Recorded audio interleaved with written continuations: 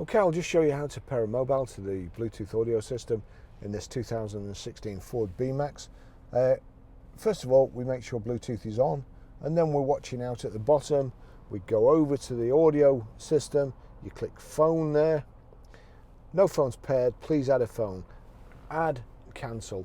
And those instructions at the bottom correspond to these 4 buttons here. So we click add. Search for sync on your device and select sync once it is found. So there we go, sync's come up there, so we select sync.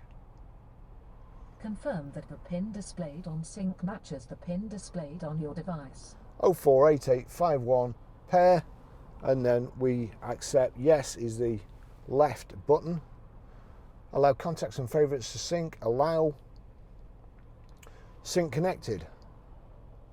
The Ford audio system is brilliant. For your safety, please stay alert to changing road conditions and use Sync's voice-activated features while your vehicle is in motion. It's asking me if I want to download the phone book. I won't be using the car again, so I'm just going to put no.